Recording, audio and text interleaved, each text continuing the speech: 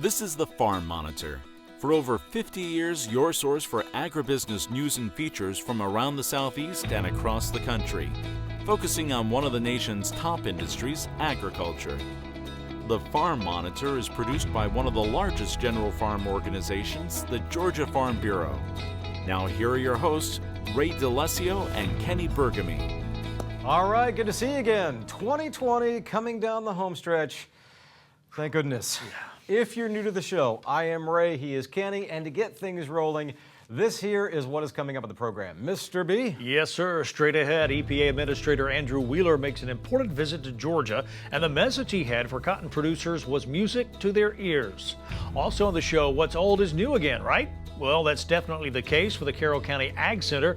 We'll tell you about the improvements that were made and how it will cater to future generations of ag leaders. Another old adage, it's a dirty job, but somebody's got to do it. That also rings true for strawberry planting. But ERIN NEESMITH took on the challenge, and you're going to see how she did in her latest ag adventure. These stories and so much more start right now on the Farm Monitor.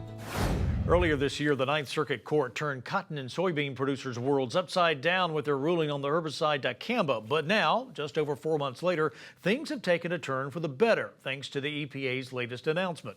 John Holcomb has the story. Since 1967, cotton and soybean producers have been relying on a product called Dicamba to help control weeds in their fields. But all that changed back in June of this year when the Ninth Circuit Court said Dicamba could no longer be used. Thankfully, though, the EPA dedicated the last few months doing research and, based on the data, decided to re-register the herbicide, which the administrator of the EPA, Andrew Wheeler, announced on October 27th. This is very important after the Ninth Circuit Court decision in June that overturned our registration, the prior registration for this. So this new action today is based on more science, more data. It's supported by a very exhaustive record on the data and the science, and I believe it will stand up to any challenges and will provide that needed certainty so that the cotton and soybean farmers can continue to use Dicamba if they choose to for at least the next 5 years. One producer that will be continuing to use it is Lee Cromley. He, like most cotton and soybean producers, have relied on Dicamba for weed control for years. Dicamba is a product that we depend on for every acre we plant. It's become part of our routine every year, at least one application. So it's very important for us from a standpoint of pig weed control and morning glory control and those kind of things. So it's the key to our weed control plan each year. Without it, it would have really caused some big issues for their operation. It was potentially a huge issue. The ruling came out and just completely stopped the use of Dicamba, whether you had the product or not. And all our plans have been made to use the product. We had to change our tillage practices. We had to change a lot of things about what we do without the product. And in the middle of the season, the product was pulled from us. And so it was a huge issue. It could have been disastrous for us. The good news for producers like Cromley to be able to use it again comes with a bonus, since the EPA decided to register the product for 5 years, something that's important to producers, given the fact that without it, they wouldn't be near as efficient and sustainable. Sustainability is more than just a catchword for us. It's something that after 6 generations, we realize the importance of continuing to improve the land, because as we move through the generations, the people change, the products change, the technologies change, but the land is the one thing that's consistent. So we want to leave it in better shape than we found it. And for us, that means soil health, that means reduced tillage. And as I said, we're a much more sustainable operation with the availability of this product, because it allows us to stir the soil less. We improve organic matter, and everything about it is good from the standpoint of soil health. And that's missed a lot of times. We hear chemicals, we hear pesticides, and everybody draws back, and with reason. There's concerns, and that's where EPA has done such a wonderful job. They balance all the issues, and they use sound science, and they make a decision based on that. And in this case, it really is an environmental improvement for us. Reporting in Bullitt County for the Farm Monitor, I'm John Holcomb. A few months ago, we brought you the story of Hillcrest Dairy and the new robotic milking stations. Well, all that technology and innovation is now open to the public. Industry leaders gathered recently to cut the ribbon at Georgia's first robotic dairy farm, where visitors can get an up-close look at some of the advancements being made on the farm. Its submission, Georgia Ag Commissioner Gary Black says, couldn't be in better hands. This family's got a dream. They've been great dairy producers, but they want to take their message a little stronger to the public and, kind of do a little twist in the marketplace and provide opportunities. So that I'm really excited about them. I think the innovation, the technology of the robotics is brilliant, and I don't know of two better communicators and a greater foundational family than the Rogers family and Mark and Andy's leadership. Hillcrest Dairy, not the only place we found the commissioner. More than 30 years after its original ribbon cutting, the Carroll County Ag Center held a rededication in order to show off the renovations it's undergone over the last 3 years. Some of the upgrades include a new roof, updated kitchen equipment, and even a barbecue pavilion. It's much needed improvements to a building that serves as the hub for agriculture within the community. We do a ton of agricultural events here. All of our UGA Extension, Carroll County programs and meetings are held here. A lot of the county agricultural groups, such as the Carroll County Cattlemen's, the Carroll County Young Farmers have their meetings here as well. And so it's just a really great facility to provide agricultural education and community events here in Carroll County. Meantime, with 2020 being such a stressful year, having fun, affordable entertainment for the entire family is now more important than ever. That's exactly what Uncle Shuck's Corn Maze has been providing for nearly 2 decades, mixed in with a little bit of ag education. Damon Jones has the story. With fall time bringing in cooler weather, now is an ideal time to pack up the family and head to your favorite agritourism spot. And for many, that is Uncle Shuck's Corn Maze in Dawsonville, where the main attraction is evident right when you drive up. First thing that people notice is we have 17 acres of corn. We are the longest running corn maze in the state of Georgia with our 19th year. The design is very unique this season, and it's different every year. This year we have Captain Hook with Peter Pan and Tinkerbell, which is a big hit with all ages. Just like every other year, the design for this maze is chosen for a specific reason. And with 2020 causing so much anxiety, Hughes believes this will provide a much-needed escape for people of all ages. This year, with everything going on, we just want to do a fun themed design that everyone knew what it was, everyone would have a good time, and it's great at the results where people actually see it and they're like, oh wow, Peter Pan, and that's for the kids, they love it, and the adults also. Everyone knows Peter Pan, Captain Hook. With so many intricate patterns throughout the maze, creating and caring for this is almost a never-ending job. That's a funny part, because people think you throw out some corn seed, cut a design in, and you're finished, but it is basically a year-long project. The maintenance is never-ending, especially with the attendance that we've had this year. It's a lot of work. And what agritourism business in the fall would be complete without a pumpkin patch? That, along with many other things to do like feeding goats, shooting corn cobs, or just jumping around, is what keeps visitors rolling through the gates every year. Oh, it has been a huge hit. Great photo opportunities. Pumpkins varying from palm size to 130 pounds. The variety this year, we have had, I guess, a lot of decorations with everything going on, so people want to be able to decorate their home. It's been a great hit. Everyone is excited to get out and be able to breathe fresh air and let their children run around and use some of the energy that they have probably been banging off the walls inside with. So the attendance has been great. With the majority of those visitors coming from urban areas, teaching them the importance of agriculture is a priority. That's why in addition to the primary maze, there is also one that focuses on ag education. Well, the agricultural industry in North Georgia is a lot different than where most of our customers come from. So a lot of our customers are not familiar. This is their first time walking through a cornfield, first time seeing goats, first time seeing sunflowers in person. So we'd like for them to understand what's actually going on, what the corn does, what it provides, and same thing with the other farm animals. Reporting from Dawson County, I'm Damon Jones for the Farm Monitor.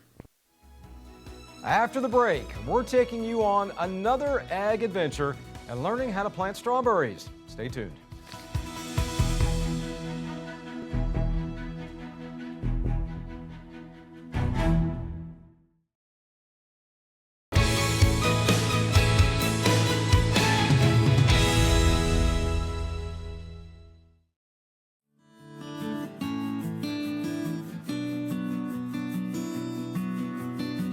Hey, I'm Ryan Phillips. I'm the coordinator of the Champion Tree Program in Georgia. Today I'm going to talk a little bit about our champion tree program, how to find current champions, how to measure champion trees, and also how to nominate trees. So what is a champion tree? A champion tree is the largest tree of a known species. The species must be native to the United States and cannot be listed on the invasive plant species list for Georgia. Also, the tree must have a woody stem measuring at least 9.5 inches of circumference and must have a crown of foliage measuring at least 13 feet tall. So how do I know if my tree is a champion? Well, first you need to measure the tree. We follow American Forest standards because we're affiliated with the National Champion Tree Program. To score your tree, you take the circumference measured at 4.5 feet above the ground level, total height, and the average crown spread. To get an accurate tree height, you will likely need to use a forest measurement tool. Some common tools to get tree height are hypsometers, clinometers, and Biltmore sticks. To get the average crown spread of a tree, you will need to mark the farthest point underneath that tree's crown, also called the drip line. Then go on the other side of the tree, completely opposite.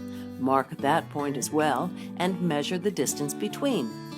After you have that measurement, go completely perpendicular and do the same thing again.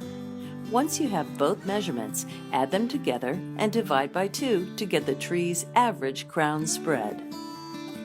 To score your tree, add the circumference in inches, plus the tree height in feet, plus crown spread in feet divided by 4. In other words, the tree will get 1 point for each inch of circumference, 1 point for each foot of tree height, and 1/4 point for each foot of average crown spread. And now that you have your measurements, you can go to our website and compare your measurements to our current champions. Also, you can nominate a tree by using our Nominate Tree feature. To find our website and our Champion Trees webpage, go to the address bar in your web browser and type in www.gatrees.org. While on the home page, hover over the Learn and Explore tab to the far right of the screen. Once the tab menu appears, click on the Champion Trees link.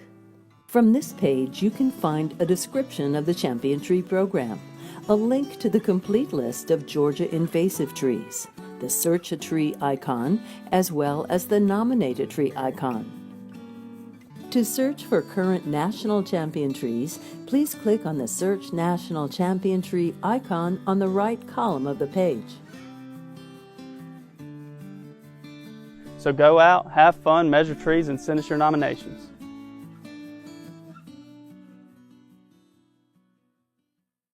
You pick operations. Yes, great fun for the entire family, but the work that goes into getting them ready, now that is a whole different story. I mean, the hours are long, it's physically demanding, and the only way to truly appreciate the efforts is to do it yourself. That's exactly what ERIN NEESMITH did for her latest ag adventure.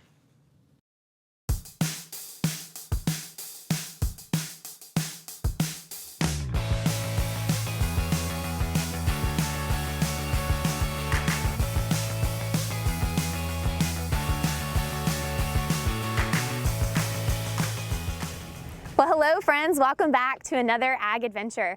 I am standing in one of my favorite places. I know it doesn't look like much right now, but in just a few short months, this place, 12 acres, is going to be covered in beautiful bright red strawberries.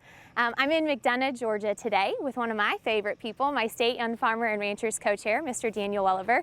And Daniel is the general manager of Southern Belle Farms. And every time we get together as a committee, Daniel always gives us an update on what they're doing on this property. And I am enamored about the planning and work that he does. So I asked him if we could do an adventure today. So tell us about the farm and then what we get to experience. Yeah, so we're a 5th generation agritourism farm here in McDonough, Georgia, owned by Jake Carter. And you know, over the years we've grown a lot and got to add a lot of stuff to the farm. Right now we are in the middle of our fall season where we do our corn maze, pumpkin patch, you pick flowers as you can see behind me. But we're also, while we're in our fall season, we're also preparing for one of our other seasons, and that's our strawberry season for 2021. So right now we're in the process of planting our strawberry plants to get ready for next year, and that's what we're going to teach ERIN how to do today, is how to plant strawberry plants. Okay, Daniel, so we just had the transplanter go by and saw them putting the initial seedlings in the ground. Tell us a little bit about the seedlings and what this process looks like. Yeah, so we start our plants out. We actually don't grow our plants out, but we start them out as plug plants. This is how they come to us. And you can see when I pull one out of the tray, it's a little triangle shaped root ball. And so we drop these plants in the ground, and the transplanter actually goes by, it punches holes in the black plastic for us, and also drops water in the hole to get these plants started. And the guys that are riding the planter, they come by and they kind of squeeze the dirt around it to help set the plant in these raised beds that we grow them on. And then, as you can see, there's a little ridge right here in this plastic, and that's our drip tape line. Okay. And that's how we feed water and nutrients to the plants throughout the year. And where are these actually coming from? These plants are coming from Canada. Okay, that's great. And different varieties throughout the farm? Yeah, so we're growing 3 different varieties this year of plants. Right now we're planting the variety called Camarosa. Okay, that's wonderful. Well, I'm excited to see how this process works. Oh, it's going to be fun.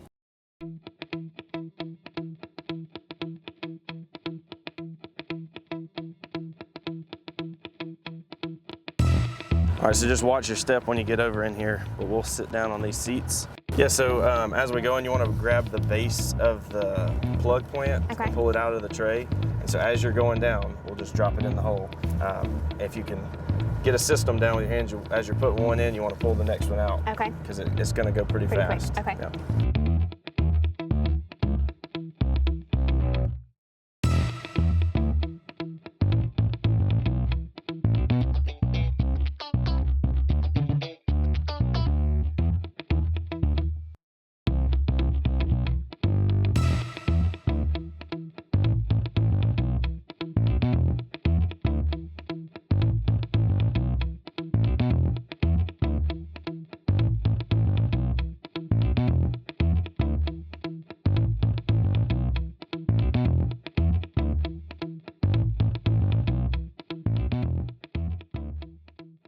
Okay, Danielle, how did I do? Great job. I don't think we missed any plants there. I just see one, but I know I can come back and plug it. Absolutely. This was such a neat experience. I think, as I tell you all the time, I'm always in awe of the planning that goes into the final product. It's so neat. If you all want to have an ag experience like this, make sure you come to one of our more than 70 certified farm markets. Southern Belle is one of our hotspot certified farm markets. You can come year round. It's an agritourism location. And what that means is you can come to the farm, the product is here, you can buy it directly from the farmer and pick it yourself as well. So thank you for an awesome ag adventure today. I don't know about you, but I heard low rider the whole time I was riding the transplanter. Absolutely, it was a great experience. Appreciate you coming out to the farm. For sure. And helping us plant today. Thanks for joining us on another ag adventure.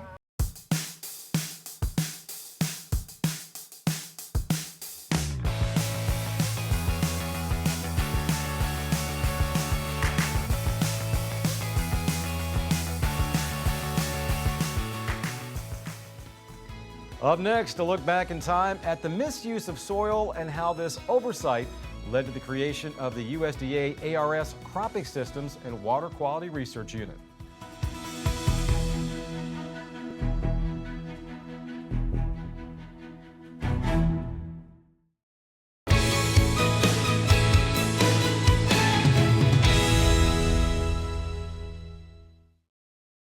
Soil, water, air. These essential elements form the foundation of life on Earth. Healthy soil and healthy water promote healthy crops and healthy animals. This leads to healthy food for humans, which gives us, you guessed it, healthy people. But how do we ensure health for generations to come? That's one of the purposes of the USDA Agricultural Research Service.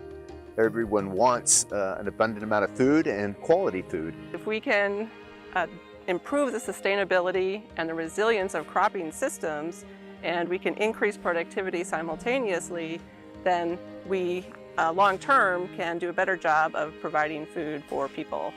A starting place for much of our food is soil, a resource often overlooked and therefore abused. One major outcome of abused soils is called soil erosion. This process can destroy civilizations. It can be as destructive as hurricanes and volcanoes, but it's much slower. One professor said of soil erosion, "The slower the emergency, the less motivated we are to do anything about it." Erosion is generally a slow process and isn't always bad. In fact, wind and water forces have caused it naturally since the beginning of the earth. But when we remove plants and expose the soil, it becomes vulnerable to rapid erosion, and that is when it's a problem. This happens in many parts of the world when farmers cultivate their land. In the United States, settlement and agriculture caused a nationwide soil erosion emergency. It didn't come to light over days, or months, or even years, but over decades. So for most, it didn't seem like an emergency. But by the early 1900s, millions of cropland acres were abandoned by farmers because they could no longer grow food well, and erosion was the culprit. Farmers tilled new land to replace worn-out fields, but that was only a temporary fix. The frontier was limited, and soon expansion wasn't an option. Eroded lands couldn't just be left behind anymore. This great resource called soil needed to be better understood and managed. There are two main types of soil erosion: wind and water. A lot of students learned about the Dust Bowl in the Great Plains, and they know that it was caused by wind erosion. However, not as many of them learned about water erosion, which is more prevalent in the eastern and wetter half of the United States. Some of the worst water erosion in the central U.S. occurred in areas with poorly drained soils. For these soils, water doesn't go into the soil very quickly, and so a lot comes off in runoff and takes the soil with it in the form of erosion. In the 1920s, the U.S. Department of Agriculture began research in erosion hotspots. One of those hotspots was the clay pan soil region in Missouri. Later, the Agricultural Research Service, or ARS, formed within USDA, and research soon followed in Missouri in the early 1960s. These efforts were officially titled the Cropping Systems and Water Quality Research Unit in 1987. This unit is based at the University in Columbia, Missouri.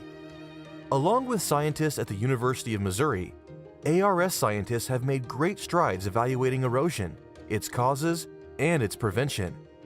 But new questions continue to emerge as practices and technologies are introduced onto farms.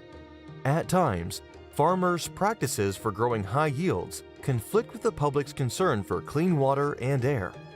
We need research to help us find a balance. This is why the Cropping Systems and Water Quality Research Unit exists.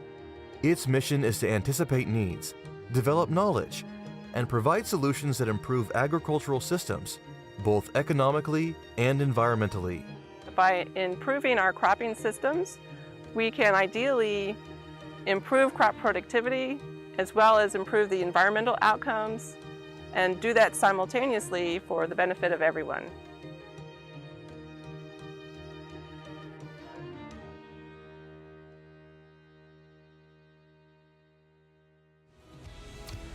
And there you have it, your history lesson for this week. Hey, before we go, quick shout out to Newton County's own Doss Harper, who was recently named National FFA President for 2021. Congrats, Doss, you're going to do great. Absolutely. Take care, everybody. We'll see you next week right here on the Farm Monitor. Stay safe.